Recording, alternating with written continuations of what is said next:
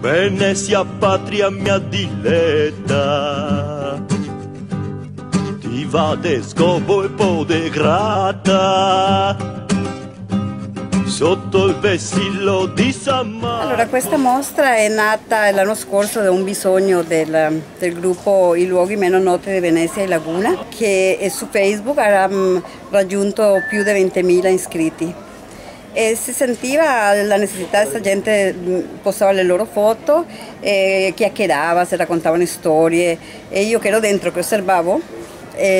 ho pensato, perché non, in questa era che tutto è così freddo, così virtuale, così, perché non portarle alla gente che veda la quotidianità di Venezia, che veda quello che non è turistico, che non è il cliché,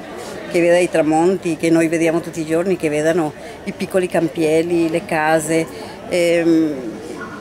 una serie di cose che noi disfruttiamo ogni giorno e che a volte, avendola, come mi diceva prima un signore, sotto gli occhi, non ci rendiamo conto. In questa seconda mostra che abbiamo fatto qua in Via Garibaldi abbiamo portato di nuovo queste fotografie sotto gli occhi delle persone in piena Via Garibaldi sotto un tendone, perché siano proprio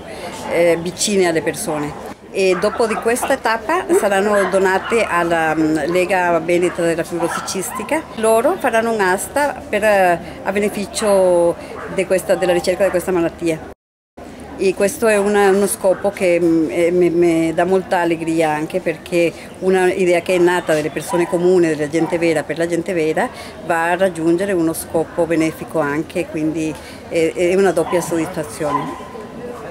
A questo progetto abbiamo partecipato Selina Sampedri, Stefano Valsisa, Marco Contesa e io, Flor Fagias, per riunire queste fotografie, per fare gli allestimenti e per anche le cose pratiche, per fare anche appoggiare il passepartout sulle fotografie. Quindi è stato un lavoro collettivo che ci ha fatto molto divertire e siamo stati contenti del lavoro fatto.